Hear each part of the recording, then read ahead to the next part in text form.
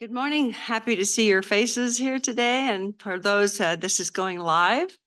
And so this is a panel discussion today. And the topic is Summers Well Spent,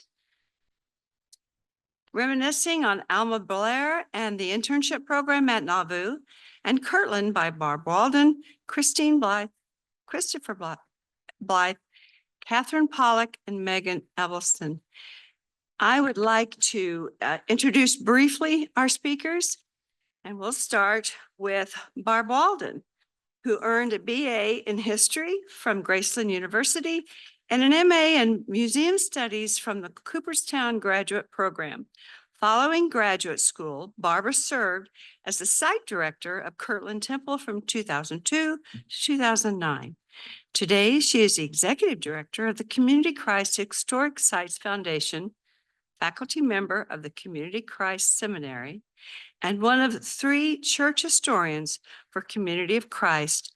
Barbara served as the John Whitmer Historical Association president from 2007 to 2008, on the board of directors for both the Mormon History Association and the John Whitmer Association. Then we also have Christine, the second speaker on the platform here. She earned her MA in folklore and Memorial University of Newfoundland and a BA in religious studies from Utah State University. She is co-editor of Open Canon, Scriptures of the Latter-day Saints Tradition, co-president of the Folklore Society of Utah, and co-host of the podcast Angels and Seer Stones, a Latter-day Saint folklore podcast. In 2022, Christine left her position as curator of the William A. Wilson Folklore Archives at Brigham Young University. Tom Perry, Special Collections for her current position as Executive Director of Mormon History Association. Our third speaker, Christopher James Blythe, is the Assistant Professor of Folklore and Latter-day Saint Literature of Brigham Young University. He is the author of Terrible Resolution, Latter-day Saints and the American Apocalypse, and co-editor of the Open Canon, Scriptures of the Latter-day Saint Tradition. Christopher Blythe is also hosts the podcast Angels and Seer Stones with his wife, Christine. Our fourth chair is Katherine Pollock. She is a MA student at Missouri State University in Springfield, Missouri, in religious studies. She interned with Community of Christ Historic Sites Foundation during the summers of 2016-19 and volunteers at the archives. She is interested in 20th century church history and ethnography. Her research on older youth service corps came from meeting World Service Corps volunteers during her summers at the historic sites. And then the last speaker is Magen Edvalson, served as the coordinator for the Oral History Project of Community of Christ, and sits as a board member of JWHA. They hold a bachelor degree in theater from the University of Utah and a master's degree in English with an emphasis on folklore from the Utah State University. Their research interests include intersecting folk identities in restoration communities, ex-Mormon folklore, and Community of Christ culture. They currently reside in Silverton, Oregon, and their spouse. So I want to welcome you here, and this is session panel 321. Thank you. Barb?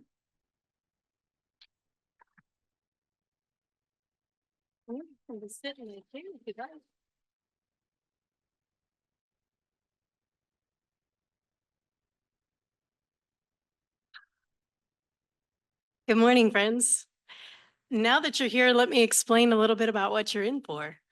I'm going to share about Alma Blair and the impact that he had on restoration history and on our community.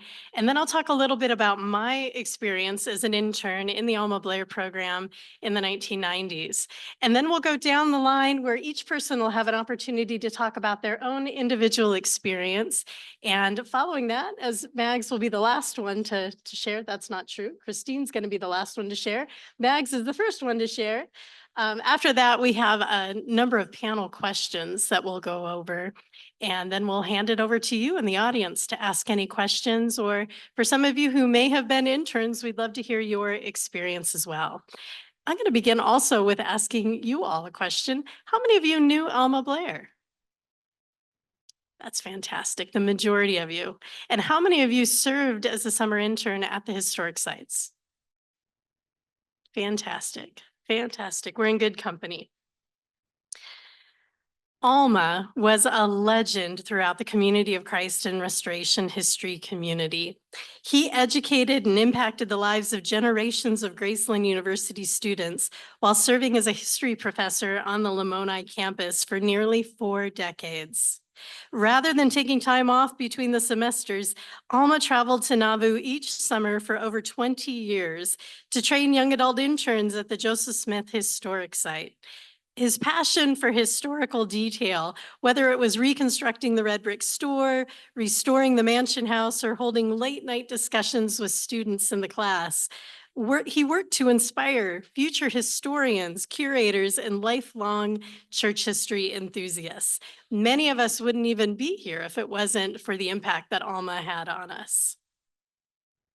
Alma's lessons in interpreting material culture in the historic context of the 19th century gave students a greater understanding and increased appreciation for both the past and the present Community of Christ. In 2016, the summer internship program at the Community of Christ Historic Sites was renamed the Alma Blair Internship Program in honor of Alma's enduring legacy. Alma's impact on the Community of Christ Historic Sites was not limited to Nauvoo alone. He also served as the director of Liberty Hall, a Community of Christ Historic Site located in Lamoni, Iowa. This late 19th century home was near and dear to Alma's heart as he dedicated endless hours to the restoration of Joseph Smith III's historic home. Alma analyzed every floorboard, every wall and window, searching for the stories that lay embedded in Liberty Hall's historic fabric. Visitors young and old reveled in Alma's gift for storytelling. When Alma stepped down from his position as site director, he continued with the historic sites as an engaged volunteer and a board member for the Community of Christ Historic Sites Foundation. He was unstoppable. To say that Alma has left a lasting impact on Community of Christ history and the historic sites is truly an understatement. Alma contributed courageously to the transformation of Community of Christ's interpretation of the past and the professionalization of the historic sites.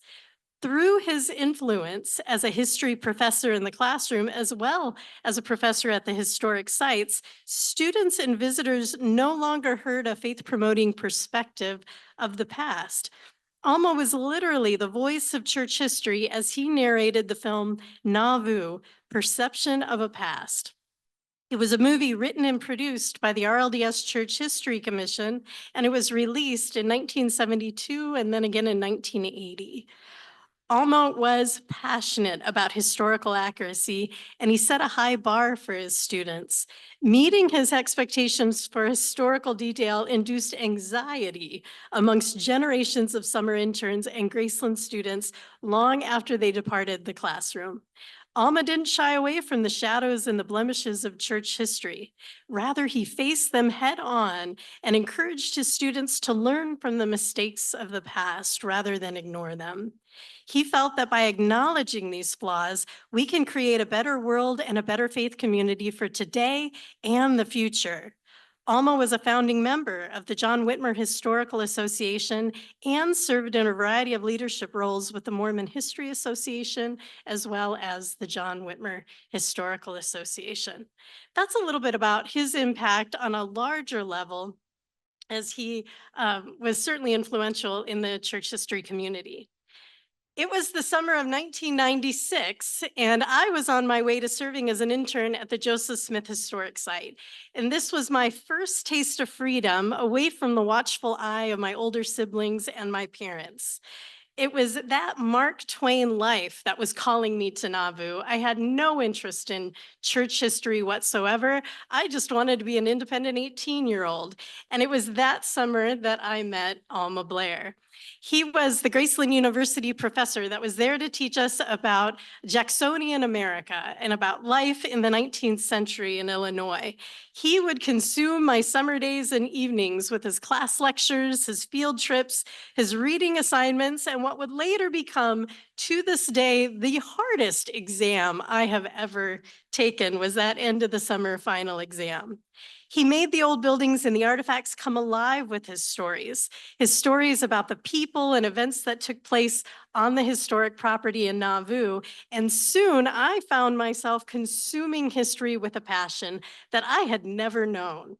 Alma's stories were thought-provoking and at times brought upon debate between my classmates in the differing interpretations of the past and a fascination with the historical context of the Kingdom of Nauvoo. But the first few weeks as an intern in Nauvoo were challenging. Alma showed parts of the past that differed from the inspiring stories that my grandmother told me.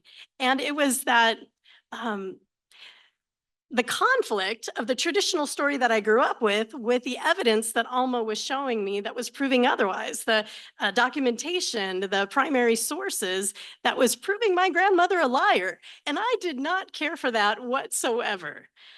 Within 2 weeks of the class, we were in the Nauvoo house during a class session, and it was a class session about Joseph Smith's run for the presidency. And by that point, I was not just confused, I was frustrated learning about this history. And Alma could tell that I was getting frustrated with the topic that was on hand. And he stopped the class and said, Barb, are you struggling with this history? And immediately, just knee-jerk reaction, I responded, yes, this is all too much. I don't even know if I like Joseph Smith anymore. He's not the man that I thought he was, and Nauvoo is not the place I thought it to be. I don't know what to think anymore. And Alma put his lesson plan down, he put his books down, and he stopped the class.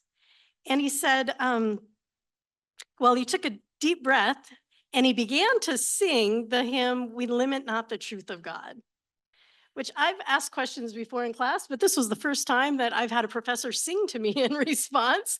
So he certainly caught all of our attention.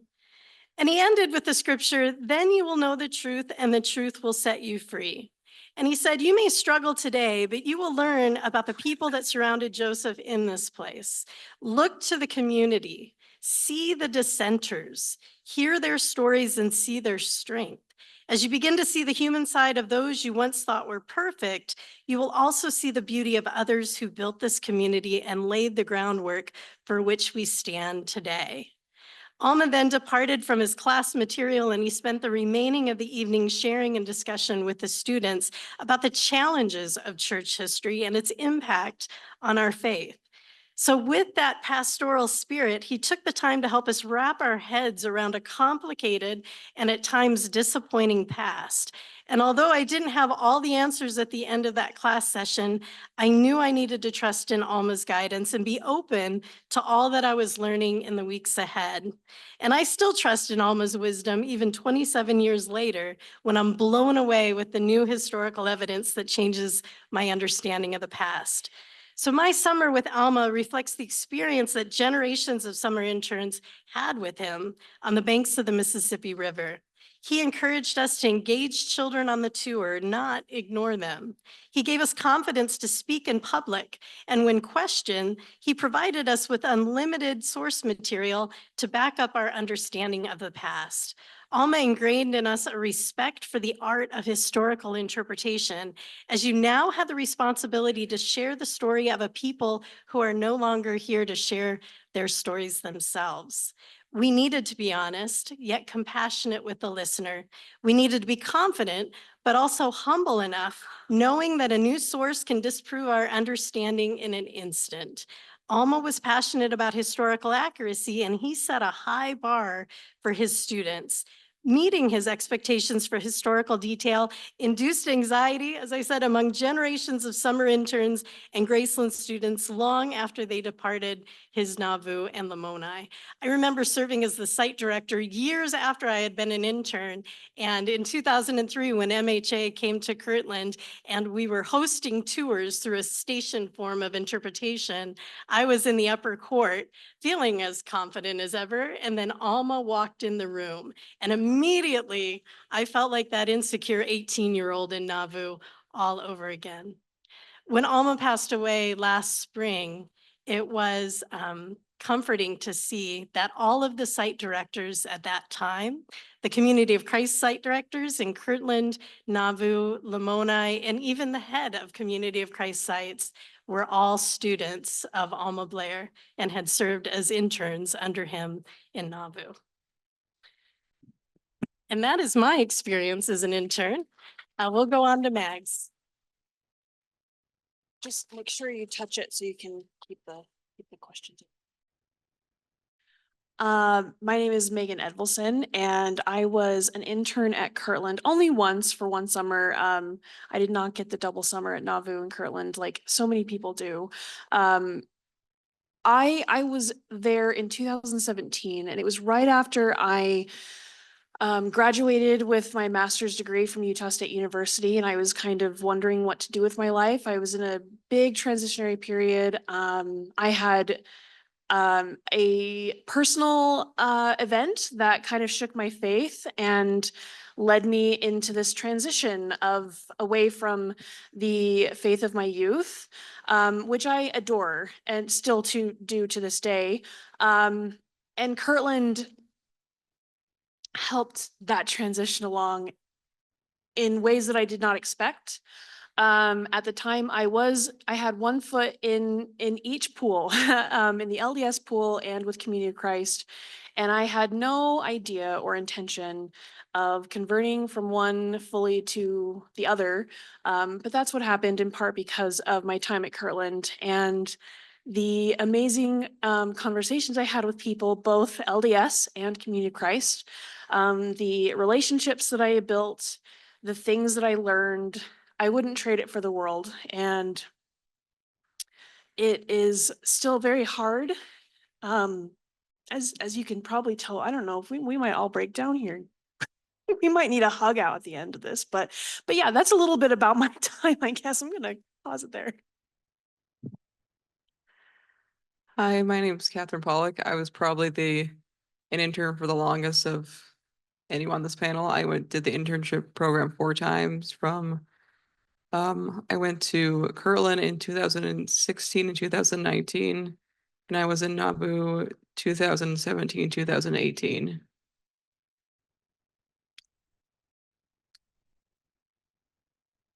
Let me see. How do I describe this story? It's a really long story.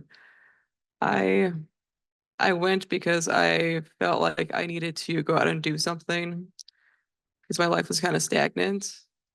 So I went the first summer to Kirtland, and then I was like, I'll go to Nauvoo. Then Locke sent me a message, hey, do you want to come back to Nauvoo for a 3rd summer? And I was like, yeah. And then the 4th summer, I was like, I want to do a research project. So that's why I went back the 4th summer. I was a student of David Hallett and John Charles Duffy. I took John Charles' class 3 times, so I definitely know it. And it was just kind of a growing experience where I felt like that's helped me get where I am today. I served in, are we using the language of serving? What are we using the language of? I interned, or we were actually graduate fellows of the program, and an invention for us, which was an awesome thing. I was in 2011. Locke was, of course, in charge of the center, and we took classes with Seth Bryant, who we still adore. I first applied to the program 2 years earlier, and Locke was honest and said, we're not taking LDS applicants. And And then 2 years later, I'd been with John Whitmer a while, and I think maybe John Hamer even had a conversation with him at one point. And they opened it for Christine and I, which was an incredible experience. I didn't go to learn things about faith. I mean, I made no secret. I'm all in. My great aunt is Pearl Wilcox who was a RLDS voice, and I admired her greatly. And she's the first person that ever talked to me about doing history. And she did it from newspapers. And the great thing I learned from Locke is about public history. I mean, this was a really intensive and thoughtful program that helped me think about how my career could be. And I was so impacted by it that I've sent 2 of my own students becoming a professor to the program, who had wonderful experiences too. I'm Christine Blythe, and this is my husband. So we served at the same time. I was actually at the time in my last semester, I think last course of my undergraduate. And this was a really formative experience. And I know we're going to talk a little bit about that in a second. But I had just been wrapping my head around Mormon studies, and I was thinking a lot more about contemporary polygamous groups than I was about 19th century Mormonism. Although how do you do that without thinking about their origin? But coming to Nauvoo was such an amazing experience, right? You can read these sources and you can read the books, but there's nothing like having kind of the materiality, like that experience of on the ground, talking about the early relief society and standing in this building, or at least the space, walking those streets and thinking about the people who live there. And I was so grateful to have that opportunity, and especially working with Lachlan and Kristen. And, we had a really ecumenical experience, I feel like, while we were there in Nauvoo. There were 2 Latter-day Saints. There was a young man who was kind of in a faith journey out of the LDS church. We had a young Catholic member of the RLDS church. And then, of course, several Community Christ members and Restoration Branch, I'm sorry. But it was such a neat experience to sit down and talk with everyone coming at the history from different perspectives. And so I really value the time that I was there in Nauvoo. Thank you all for sharing your experiences. We've used the word impact quite a bit in our stories. And so what was the most impactful thing for you when you served as interns and fellows?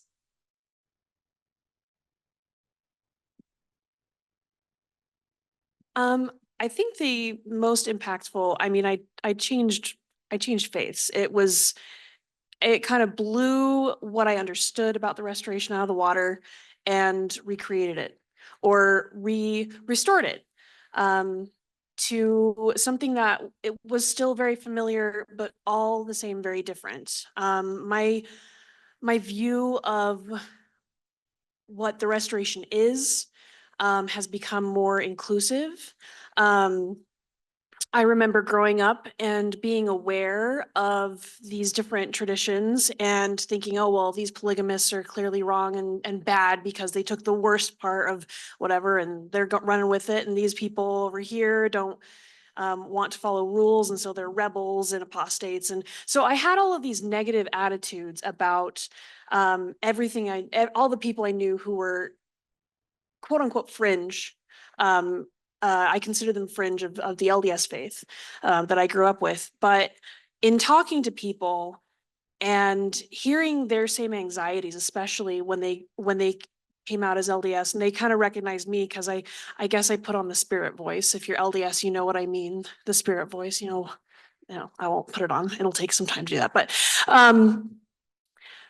they grasped that I was LDS, and they would stop, and it led to a lot of bridge building, I think. And it wasn't just bridges for them, it was bridges for me. And so now when I think of restoration, when I think of all of our traditions, I have a lot of hope.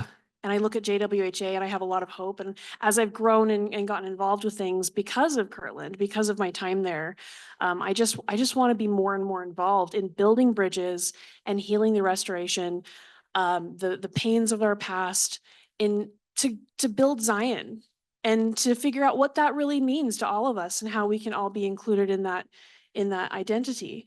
And it feels great. I feel so much better about life because of my time there. So the most impactful thing that happened to me is I gained a lot of confidence. I hadn't been as successful in school as I could have been, but going there, I just kind of going away allowed me to kind of work things out on my own and start building up again. You know, if I think what's most impacted me, I would think it's how Locke ran tours in Nauvoo. One of the things that we were encouraged to do was to add and subtract to tours, like an accordion, right? So you learn all the stories and you implement them. Mormon missionaries used to memorize lessons, right? And so you just, whatever missionary you talk would say the same words. They've fortunately got rid of that. But this allowed us to be creative and to build stories that we might think some that would find meaningful and subtract stories at a whim. And to me, that allowed me to be a creative historian in a way that I hadn't been before. You know, I'm learning to be a PhD student. I'm thinking a sort of D. Michael Quinn model of history is what I'm going to spend my career doing. And I still love that. But the encouragement you get in the program allowed me really to think, gosh, what does it mean to take this historical knowledge and bring it to people? And I really appreciate that. I think that for me is the greatest impact. And it's definitely allowed me to think what sort of different ways might I do rather than just the traditional article. Yeah, so I think that I was reading really deep for the first time about the history of Mormonism. And, you know, I think I read Richard Bushman's Rough Stone Rolling from cover to cover multiple times. But I'd also go out and I'd give these tours, and then I'd come back and we'd unpack with Locke, and he'd sit down and talk about, you know, really niche history. And that was so exciting to me to be able to kind of you know, have those conversations, especially with someone who lived and breathed the history. You know, I think that my love for folklore, I have a master's in folklore, but that began to develop there also. You know, it wasn't just the history, as the story is about Eliza and Emma, as the story is about I mean, legends about Community of Christ, and stories about why people moved to Nauvoo and the not the Kirtland, the Nauvoo temple was built. And so you have all these wonderful intersections of history and folklore and personal narrative. It was just really formative for me. My first publication came out of the summer I spent in Nauvoo. I wrote a paper for this and then brought it back and published it. And that, of course, sent me, you know, on a trajectory. I realized, oh, I love this. I love this. So I'm really grateful for that experience. You know, Chris and I, we made a baby in Nauvoo. Okay. We Number of locations. off the Mississippi now. We announced it to our friends, you know, while we were in Nauvoo. So yes, very, very impactful summer in my life. Such scandal. I think for me, I began reading history differently. As a high school student, our history teacher just gave us names and dates of battles, and I thought all the answers were in the textbook. It was going to Nauvoo that I realized that historians debate one another. They don't agree with one another. There are fiery discussions among historians. And I think with Alma there was so much to learn, that history really did come alive. To sit in your room on a day off reading a biography of Emma Smith and to look out the window and see 3 homes that she lived in, as well as her burial site, it became very real that she really did exist. And to go into those homes while learning stories of events that took place in those homes was incredible. But also to be with Alma, where he needed you to be able to identify every plant that was in the garden, knowing that those would have been the plants of the 1840s, knowing the pattern of the brick walk that led to the mansion house and why it was that particular design. His obsessive compulsive with history details that I thought was nuts in the beginning, by the end of the summer, I was an absolute disciple of those details and would dive into that. You were not only asked to be a historical interpreter, but you were a theologian on that tour. You were an architectural historian. You were fielding questions about anything and everything, and that made it really exciting. Plus, the majority of our visitors knew the basic story, so you could dive into those details. So as we look at past interns, it's fascinating how many of them have become professors and curators and site directors, in addition to church leaders who have served in the first presidency, as apostles, as mission center presidents, as pastors. And so the next question is about career choices. How did your internship impact your scholarship and career choices?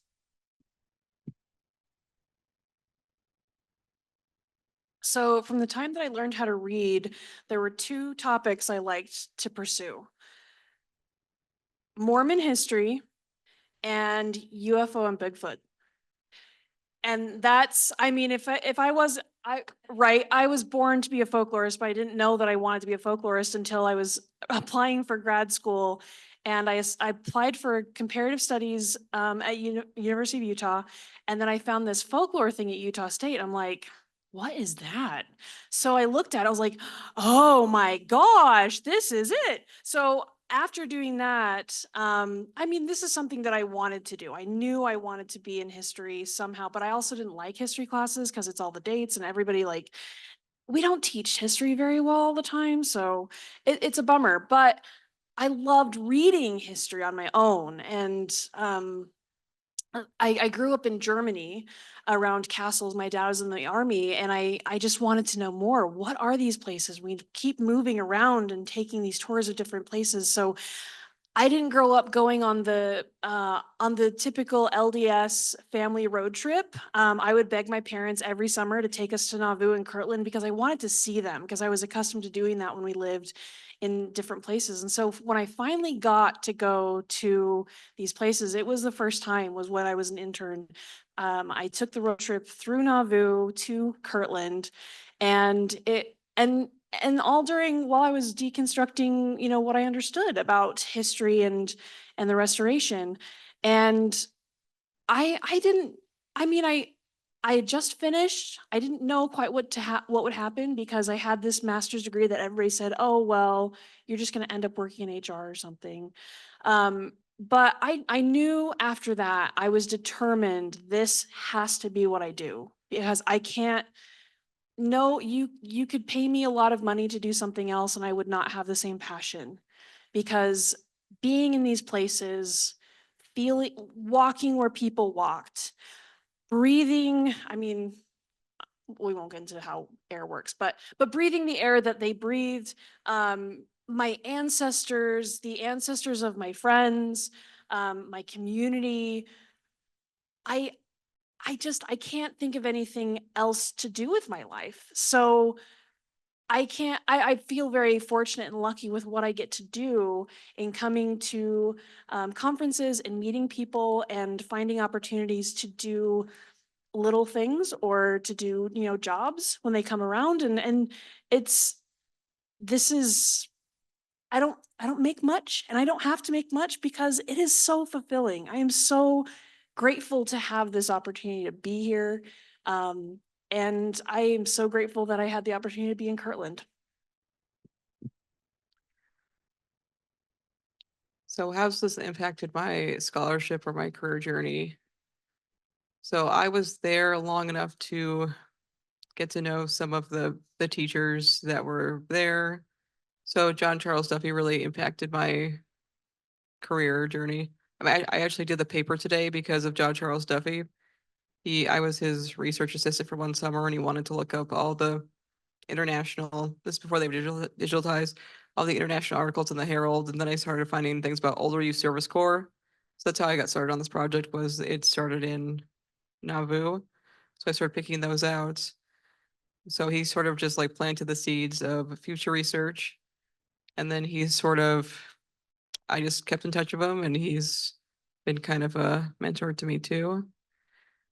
And then, yeah, I've just kind of kept experimenting with research that I like or trying things out. And that's kind of first started out in Kirtland, Nauvoo. I 2011, I was 1 year into a PhD program, and I think I had a degree of pride about scholarship and the restoration. We had just gotten Mormon studies going, we were hiring Mormon studies chairs, and I think I thought the real way to be a scholar was to use Mormonism as an example for other things. To sell myself really broadly, to be a person that, writes on Catholics and Mormons and uses my Mormon interests, but, acknowledges that that's really just parochial stuff. And we should be talking about the real stuff, which are, some group that has 1/10 of the population, whatever it is, but something more acceptable. When I was at Nauvoo, gosh, I met these professional scholars like Locke. But also, there was a series of BYU professors that stopped by, and Locke's always kind and lets them use the Red Brick store for a meeting.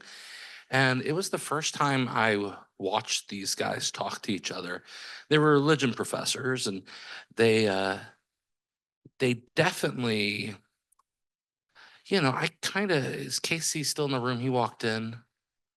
He left good. I thought they were jokes, right? It was because kind of my 2011 version of me. And then I had a conversation with someone. I thought, these guys actually know history. And they're thinking about these things. And I remember one of them saying, I was like, I would never work at BYU. And I kind of looked down at it. And one of them said, oh, what gives? Kind of pushed back at me. And I think my experience in Nauvoo was to actually understand that there's real research being done. And even though I participated in John Whitmer before this, there's real professional research being done in restoration studies. And it opened my mind to that. And I began to own that identity, which means someone that actually researches our United Faith tradition in a way that's not ashamed of that or acts like it's, just this little footnote to things. This is the real deal, guys. Plus, God agrees. This is probably just an echo of my last comment, but I think again, being at the historic sites kind of help me reinvest. I realized that there was this interest in the individual experience, the lived religion, the vernacular sort of belief that happens there. Certainly we're discussing institutional conflict and things that happened on the ground. But being at a historic site, you start to imagine the people, right? The individual. What was the individual's experience here? What was it like with Emma living in this house and people pouring in and out of the doors? You start to think about, the individual person. And so I think that really impacted, my course of scholarship. And then the other answer in terms of how it impacted my career, I realized, it's one of those born again sort of experiences where you're like, these are my people, these weird people who like to think about the things I like to think about and have these odd conversations. These are my people. And so I had to figure out a way to keep having these conversations and surrounding myself with these kind of people who are invested in the history. And anyways. Yeah. I thank you all for sharing more about your story. I started out as a psychology major, like I said, just wanting to explore the country and get away from my parents' watchful eye. And after my summer in Nauvoo with Alma, during this time, if you survived a summer and they liked you, they would give you an opportunity to go to Kirtland the following summer. And I made the cut to go to Kirtland in 1997. And it was the summer in Kirtland that had the greatest impact on my perspective of scholarship as well as my career choices. To be at the Kirtland Temple, not only learning the history of that incredible National Historic Landmark, but to also see youth caravans come through and hold worship services in the lower court, to see restoration groups come through and have services there, and members of the Church of Jesus Christ of Latter-day Saints to hold sacrament in that place, was showing that this historic site was a living, breathing house of worship that was being used by a larger community in addition to my own faith community. And it was to be there to see those third graders coming through on school field trips, whether being in the gardens looking for different insects to go a part of their science class, or learning about local history and climbing the stairs to where one of the first high schools in Kirtland was, up on the 3rd floor. It was seeing that that story, my faith community story, was much larger than my faith community, and the impact of that historic site, the power of place, was impacting people who grew up outside of the restoration. And that's where I thought, I want to be a part of this. I want Lachlan Mackay's job. By the end of that summer, I thought that's got to be a dream job. And he sure made it look easy, really did. So for me, one of the exciting things about that was seeing that it was still being used as a house of worship. There were pilgrims that were coming to that site, not necessarily for the 19th century architecture, but they were coming anticipating an experience with the divine in those walls. And so my next question for the group is, how was your understanding of restoration traditions impacted through engaging with church history and pilgrims from so many different faith traditions and religious backgrounds?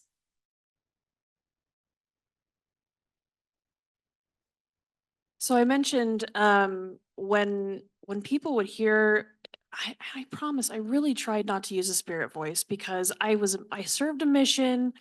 I made fun of the missionaries who use a spirit voice. I was determined not to do it, but I think they figured it out somehow that I was LDS, and they'd always stop me at the end of a tour. Somebody would stop me and say, are you actually LDS? And I'd be like, okay, yeah.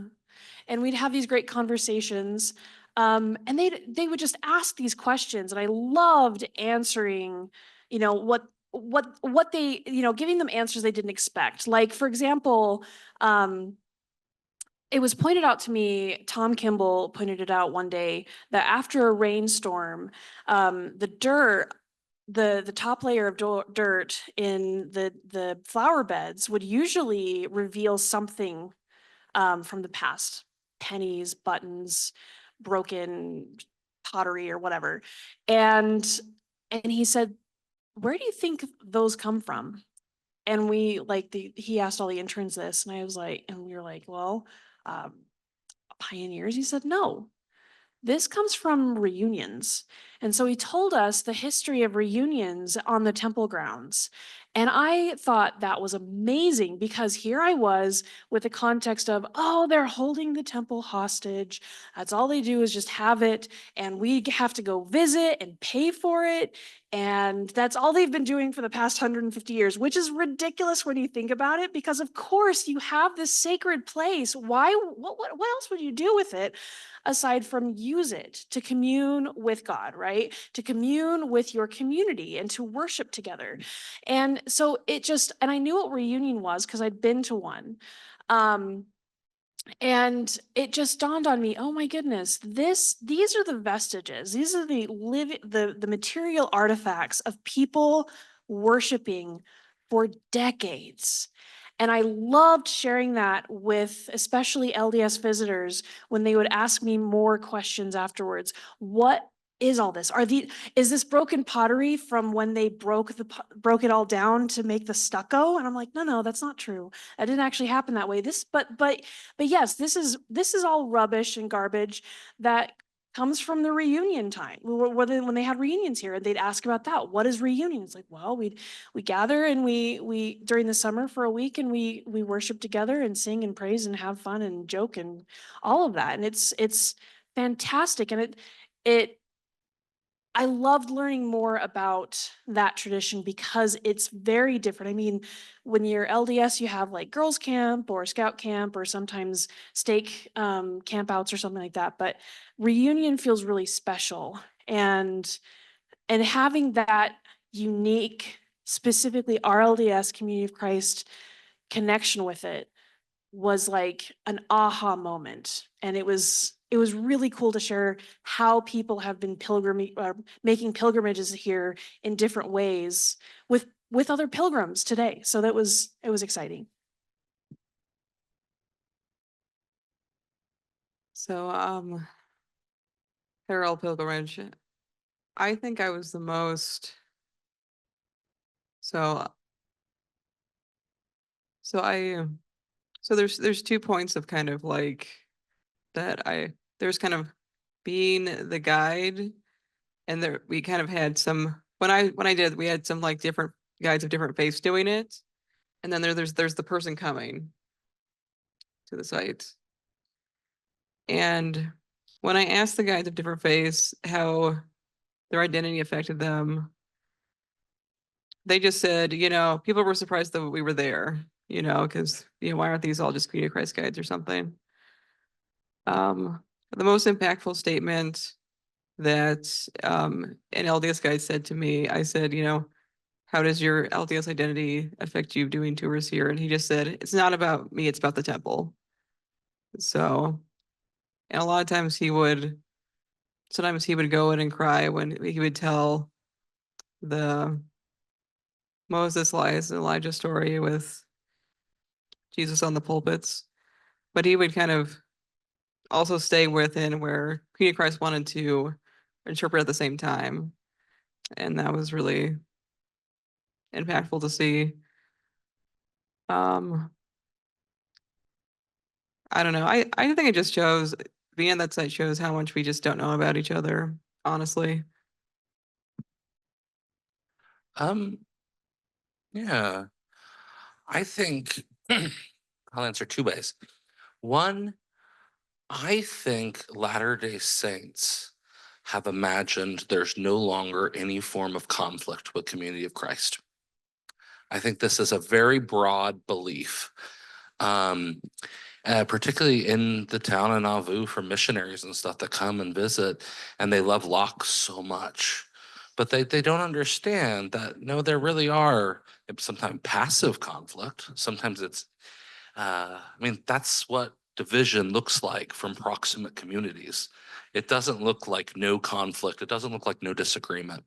And so I learned that. And I don't think that's something anyone should emphasize or anything like that. But if we're going to look at a situation in reality, rather than rose-tinted glasses, I think that's important. The other thing I learned is that people they respond to story. This is what people respond to, and regardless of who they are, whether we're sharing a sort of human story that some of our visitors might like, or a sacred story, or a historical story, people they resonate with that. And that was a major thing I learned about pilgrims across. And now, admittedly, the visitors we had in Nauvoo that summer, I think it'd be very different in Kirtland, were 95% LDS, right? I had a couple tours, and Locke helped us with some like big bus tours. My Community of Christ friends, who I got to bond with more, I learned a lot about the faith story of that community. And so I got to hear Locke tell stories from decades, which really meant a lot to me. As someone who thinks of this as a large tradition that we share in common, even though I'd gone to John Whitmer meetings for years at that point, to hear that on the ground experience, not just from a guy, an acquaintance, but from my employer, hopefully my friend, who would share with me regularly stories and take time out where I got to hear his perspectives. And I think that's really the 2 things that meant the most to me: the experience of learning how to do history, and then hearing Locke talk, as well as the wonderful couple that's shown several times up here, and Dawn and the yeah, Don and Evelyn, such wonderful people who became our friends, and to just learn that experience of Community of Christ members on the ground, and who were not afraid to make us uncomfortable, or they weren't nervous that they'd offend us or something. They just gave us their experience, and that's pretty awesome to have that ability, particularly as a scholar of this larger Latter-day Saint tradition. Yeah, I mean, it would be impossible for me to say I could separate the academic from the sacred for me. You know, when I was there, of course, Nauvoo held, certain implications about my own faith history. And I remember Lachlan supervising, right, taking us out on a tour, and he'd watch you as you went around. And it was so scary. It's like Locke knows everything, and I'm just some stupid kid. And I gave this tour, and when we were done, he said, "You just did such a great job, Christine." He says, "But it was so LDS." And I was like, "What are you talking about? Like, I didn't testify. I didn't." He's like, "What did I do?" And he's like, "I just don't know. I don't know what it was, but it was just so LDS." It was the light in her eyes, but he didn't have the language to convey it. So that was kind of interesting, anyways. And then thinking about kind of like what you said, you'd be out giving a tour and we were to kind of mask like our faith. You know, we were historians, we're giving you a historical tour. And because we were working for Community Christ, it was always assumed we were Community Christ members. And so I just always got a kick when at the end of a tour with a Latter-day Saint group, that someone come up to me and just say, "You got to convert," or they'd send me a Book of Mormon later with their testimonies written in it with their card and give me a call. And I thought that that was just kind of a really interesting experience. Um, I loved meeting all these different groups. We had several fundamentalist groups that came through, of course, Community of Christ members, LDS members. And as you've talked about so much, Barb, about how this was, this is a sacred place for so many people, where you have kind of these diverging narratives and intersecting stories where we all hold certain things sacred. And of course, history sometimes for everyone made regardless of what tradition you were from, caused some discomfort, right? Because the history and the sacred don't always come together comfortably. But I love to just kind of I was the tour guide, but kind of observe as well, as people with their families and with their friends would kind of talk about what that site meant to them personally. And I thought, what a privilege it is to kind of hear about those various sacred narratives. And then, as Chris said, we went to Community of Christ church every single Sunday, I think, for the most part. And that was just a really enriching experience for us as well, to kind of build that relationship with Community of Christ that I think has really been enduring for us since. Thank you. We have about 20 minutes left in this session, and I think you all have really captured the internship program fairly well. Even though we have extra questions, I think we ought to throw it out to the audience. I do want to share that even though the Kirtland and Nauvoo sites are no longer internship opportunities for the Alma Blair internship program, I'm happy to report that the internship program is still alive and is still continuing. There's just new opportunities. We have in 2024 interns that were serving in the Community of Christ Archives in Independence, as well as an intern that was serving at the Joseph Smith III home in Liberty Hall in Lamoni, Iowa. And as we look to 2025, we're exploring expanding that program even more into new areas for young adults to experience and capture church history. We're in conversations with our friends at Graceland University about having an intern serving on campus at the library there in the archives. We're exploring opportunities for an intern working in the oral history program with brilliant people like Mags Edvalson, and exploring having an intern serving out in the field with church leaders as they travel outside of North America to be able to record oral histories as they encounter founders of the church in various regions, as well as document history that's happening today for future historians. So although we are incredibly sad over the loss of the opportunities to serve in Kirtland and Nauvoo, that land transfer, or that stewardship transfer, has also lit a fire underneath us in exploring new ways that we can help preserve the past for young adults, new ways that this impactful program can continue with the next generation. And I think having interns in the Community of Christ Archives, as well as historic sites and throughout the church, is another way that we can better preserve and share that church heritage. Why not a temple lot tour? Why not a Temple Lot tour?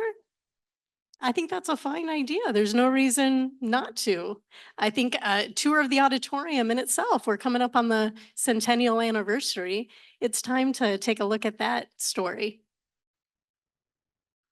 Temple Stone Church and the auditorium would be a great 1 hour walk. I mean, it's a little bit of a walk, but still. Yeah, I think Chris is offering to become an intern in 2025 to establish. Yes, So. Yeah. It sounds like fun summer. I also want to point out Michael Nielsen. Michael, do you want to stand up? Michael served as a 2024 Alma Blair intern, doing incredible work in the Community of Christ Archives. And I'm going to give you an opportunity to share a little bit about your experience, and then we'll open it up to the audience. If you were an intern and want to share about your experience, now is your chance. Or if you have any questions for our panelists, please ask away. An introvert at the center of attention. Oh boy, that's a recipe for disaster, but I'll give it a shot here. So I had reached out to Locke Mackay the beginning of 2024, and I just asked him if there was any opportunities to work in independence at the temple, and he facilitated that internship over the summer from about May to the first week of September. The only spoke in the wheel was that there, unlike Kirtland and Nauvoo, there was no housing that was provided by the church. So I had to find my own housing. Now that could change in 2025 or the future.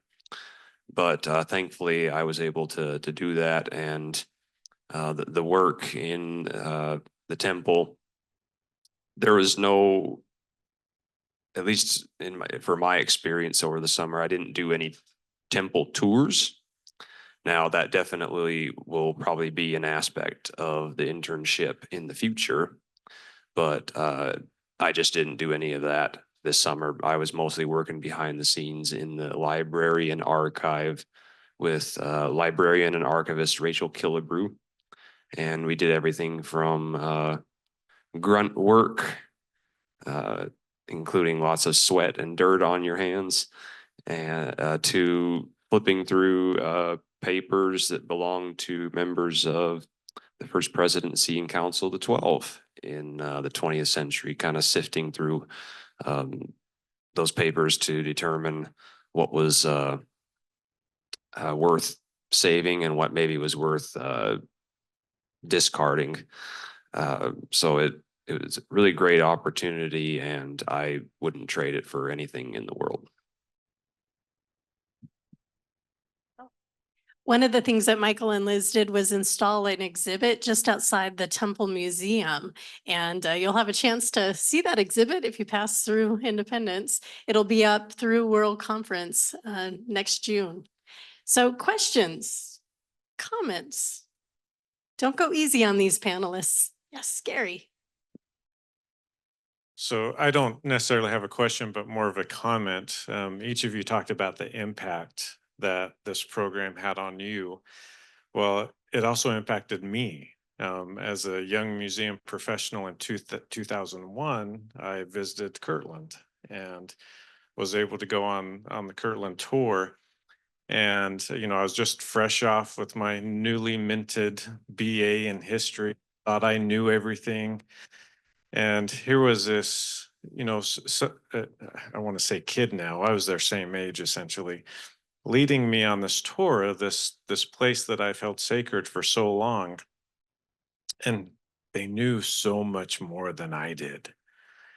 But they also helped me to connect with that place in a way that I hadn't experienced before. And that was one of the moments of my life that encouraged me to get into historic sites. And since that time, I've had the opportunity to go on many tours in Nauvoo and Kirtland. And as you scroll through the pictures here, I was like, oh yeah, they took me on a tour. They took me on a tour. And they were all so professional, so knowledgeable. Also would see them put up with dumb questions from my fellow Latter-day Saints. But I hope that those who that part of the program realize that they have impacted thousands and tens of thousands of people over the years, including myself and my family as we visited. So thank you.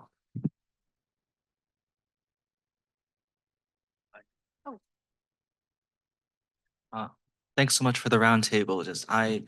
I got to tour in Nauvoo and Kirtland in 2022, and it was just such a delight. It was the knowledge that the tour offered, the incredible the subtlety of interpretation, so impressive. I have a question, and I suppose it'll be for you, Barbara. You mentioned how when Alma Blair gets this internship program started, there was like a change from you called it a faith promoting story to a very historically rigorous story. I was wondering if could you elaborate on that? What was happening at these sites before the internship program, and what did Alma Blair do to get the internship to happen? Like, was it really supported institutionally? Was it a fight institutionally, or what happened? And how did we get these decades of incredible great gift to the restoration community? Great question. And we should have a session just on that topic alone. If you remember what Locke was talking about opening night, about new Mormon history and discovering new material in the LDS archives, and the LDS are discovering new material in our archives, and just kind of the friendship that develops in that, it didn't take long for that to hit the public history arenas and the historic sites. So in the 1970s, Ken Stobaugh was hired as the director of the RLDS sites. He lived in Nauvoo, and it really began in Nauvoo. There were discussions about rebuilding the red brick store. The LDS Visitor Center was really getting going, and they were working with folks from Colonial Williamsburg and the National Park Service, and both churches were looking at these sites from a professional standpoint. And Scott Esplin wrote a great book about it. If you're looking for a homework assignment, that's a great book to look into. It really begins there. And for Community of Christ, that there was a lot of butting heads. It wasn't just a smooth transition.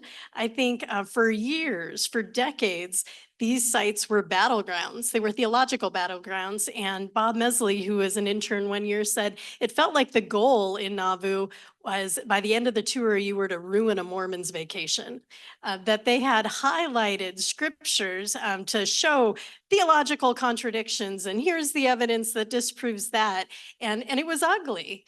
And I think by Ken Stobaugh being hiring and that transition that takes place with New Mormon history, with Dick Howard getting involved, we began looking at the sites differently and looking at the lessons that are embedded in those sites through interpreting the stories of the people who had been there, who had built those sites. It didn't happen smoothly. There were still debates, and that tension was still there. But through people like Ken Stobaugh and Alma Blair, they began getting involved in the American Association of State and Local History and looking into professional organizations that were teaching us how to be better historical interpreters. So there was still a theological element to it, but looking at how can we be better human beings? How can we manage these sites professionally? And that was kind of like the first domino that continued through. I will say that my first tour as an intern in Nauvoo, you pack your brain with all of this facts and your names and your dates. And it was a bus tour that turned out to be my first tour. And as I took the bus tour out of the theater, our first stop was the Nauvoo house. Told them all about the Nauvoo house and opened it up for questions. And the first question was, why is your church president not a Smith descendant? And at the time it was Grant McMurray. And so I answered that question and invited him to continue on to the Smith Family Cemetery. And I told him everything that I knew about the Smith Family Cemetery, which on my first day wasn't much, but I gave him everything I had and I opened it up for questions. And the question was, why do you believe in women in the priesthood? And so no matter what you do, you couldn't escape that, but it was also pushing me to better understand where our faith community comes from a theological standpoint. It was pushing me to become a theologian on these tours. And growing up as fifth generation community of Christ, a lot of my answers before this internship were, well, we've just always done it that way. And by being an interpreter, by being an intern, it forced me to have a better understanding of why we believe that. And I think that's what made the program so great, is it was not just know your history, but understand the why of that history as well. So I hope that answered your question. And please read Scott Esplin's book. You probably already read it. So I see we have 3 minutes remaining. Any last questions or comments? No? Okay. There was somebody?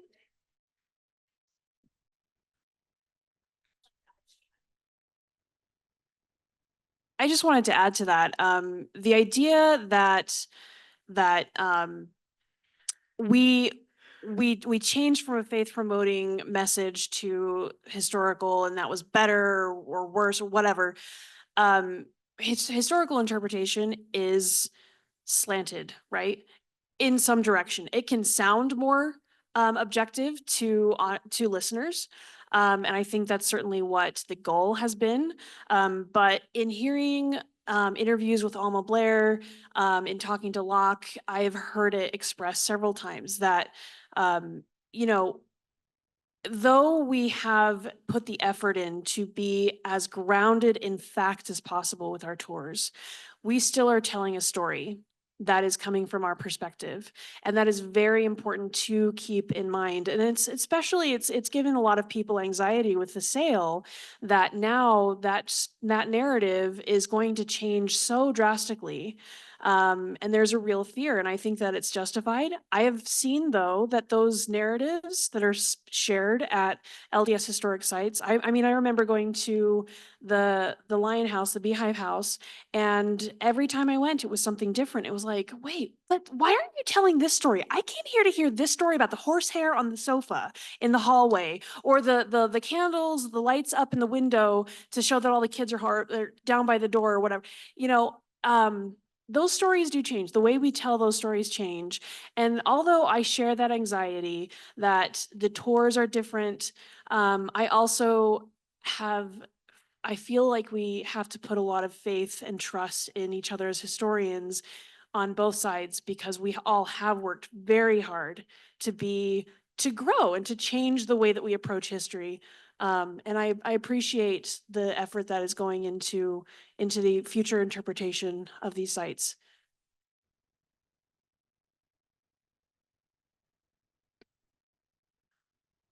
Well, our time is coming to a close, and in part, we have a bus tour probably for most of us to catch. So, but I so appreciate our visuals. These pictures have just been fantastic. Our panel, I appreciate each of you speaking from your heart and the memories that you have to share and sharing that with us. And may we give them a hand. Thank you. And I'm Sally Roth, and this is the close of the session. Thank you.